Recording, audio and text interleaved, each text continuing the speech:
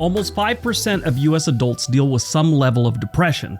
Did you know that residents in U.S. cities are far more likely to be depressed than rural Americans? That's right. For some reason, when you have the opportunity to see 5 assaults, 31 sidewalk tents, tons of graffiti, a person talking to a lamppost, and 2 rats fighting over a Dorito, all on your 10-minute bus ride home, you tend to be a little depressed. The Centers for Disease Control and Prevention estimates about 4.7% of U.S. adults deal with depression. There are 1,000,001 reasons people get depressed. But when you have a percentage that is far above the average, some of those reasons have to do with the location you live. That's what we're looking at today. Today I'm going to show you the 10 cities with the highest rate of depression in the United States. Got it? Get it? Good. Let's take a look.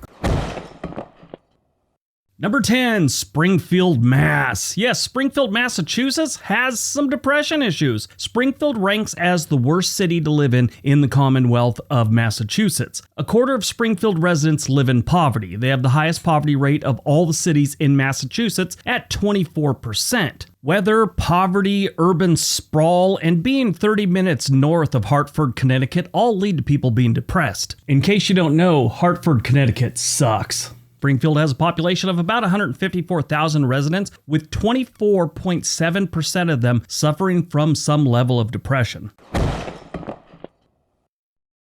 Number 9, Boise, Idaho. Boise, Idaho, this one sort of surprised me. Most people I know love Boise, Idaho. I'm not sure what's really making these people depressed. Maybe it's all the California license plates they see in traffic. Who knows? The only real complaint I've ever heard about Boise that could probably have something to do with the depression rate is the scenery. A lot of people complain when they move there. They thought there'd be more trees and mountains around there, and it's just kind of rolling brown hills for most of the year. It could also be all the videos I've done where I call it Boise instead of Boise. But for whatever reason, a lot of people in Boise, Idaho are a little depressed. And they don't have terrible stats. They don't have a lot of poverty. They don't have a high cost of living. Their crime rate's decent. Their schools are decent. They have jobs. But for whatever reason, 24.9% of the 235,000 residents of Boise are depressed. And before you leave the comment, that's the city of Boise. The entire metro area has about 750,000 residents.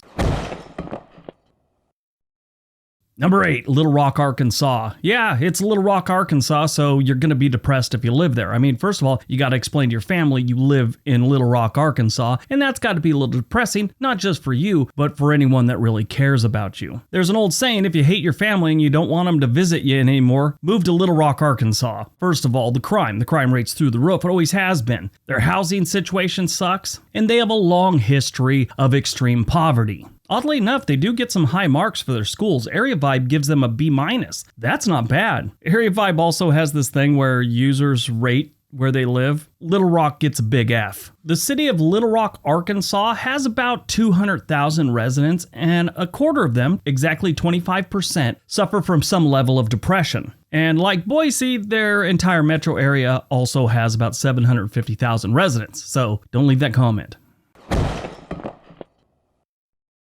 Number 7, Ogden, Utah. Surprise, surprise, Ogden shows up on a negative list. I had no idea people of Ogden had any level of depression. Every time I've been there, it's an amazing city. Maybe they're depressed they can't have more than one wife anymore. Who knows? Ogden is one of the bigger cities in Utah that actually has a pretty high crime rate. Utah's that's their thing. They don't have a lot of crime most places. Their crime rate is actually 62% above the national average. Their schools are also rated an F. And about 23% of their residents are living in poverty. So that makes sense that some of them are depressed. You don't live in poverty and totally happy about it unless you're like a hippie living in the backwoods of Washington or something. 25.4% of Ogden's 85,000 residents live with some level of depression.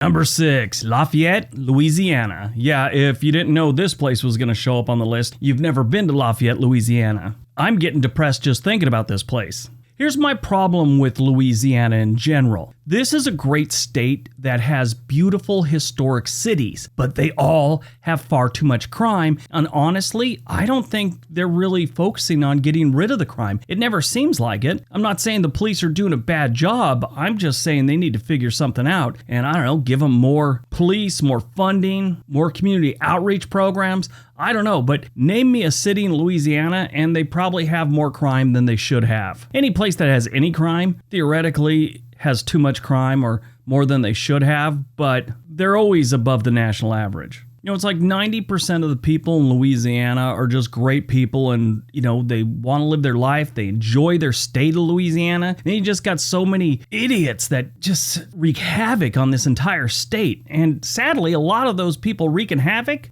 are politicians. Lafayette's one of the few cities in Louisiana that doesn't have a major river flowing through it. Maybe that's why people are depressed. Or maybe it's the fact that their crime rate is 117% above the national average. The property crime rate is actually 131% above the national average. That's depressing when all your stuff keeps getting stolen. But it is cheap to live there. It's just expensive replacing all the stuff that gets stolen. 25.8% of Lafayette's residents live with some level of depression.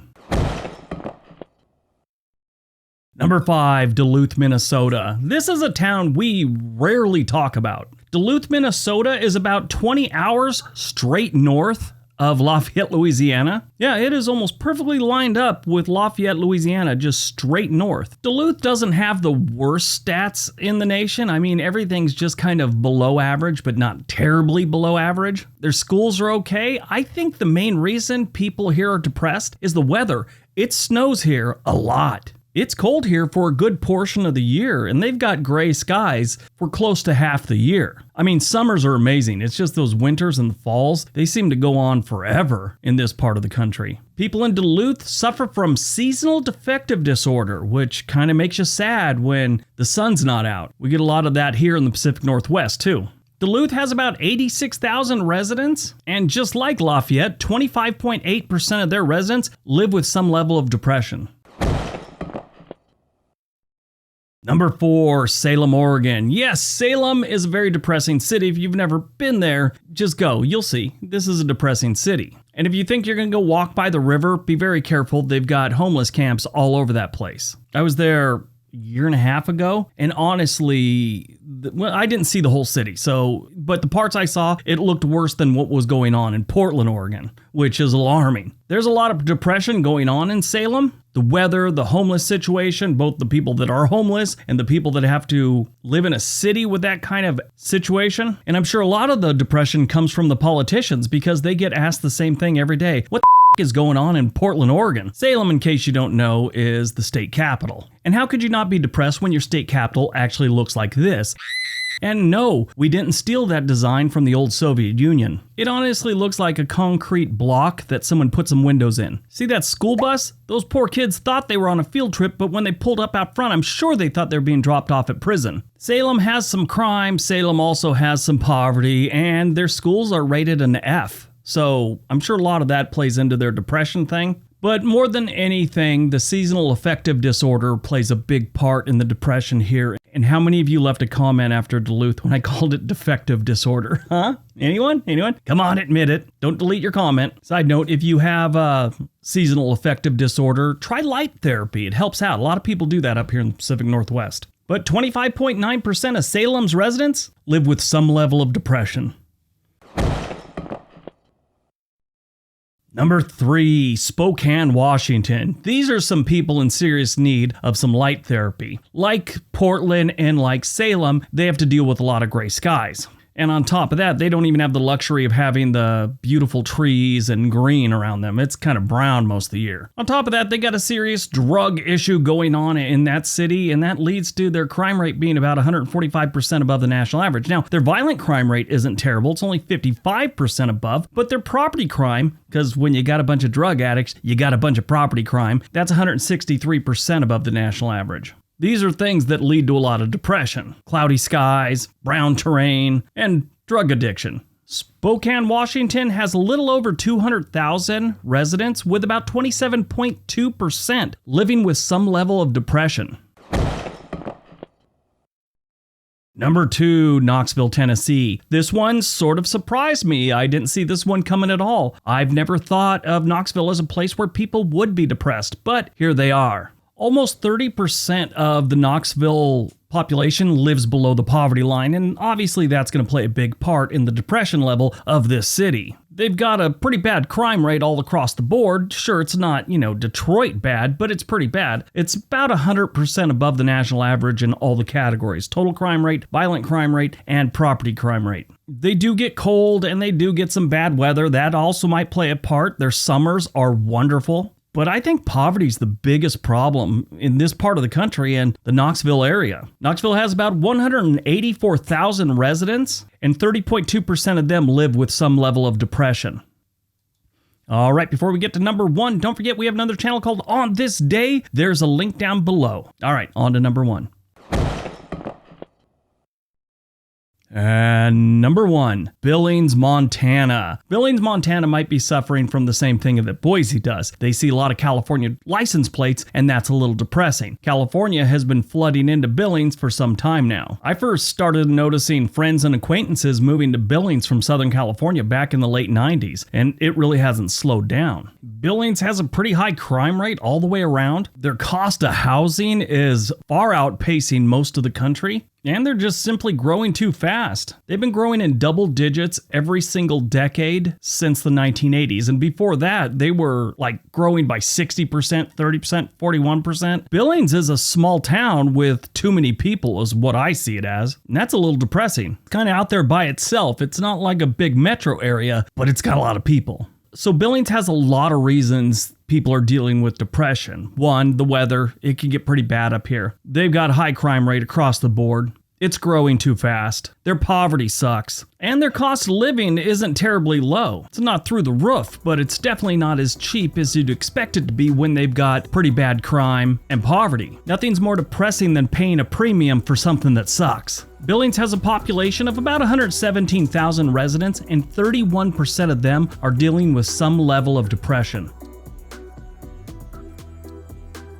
All right, that's today's video. Hope you guys enjoyed it. Hope you got some information out of it. Everybody have a great day. Be nice to each other.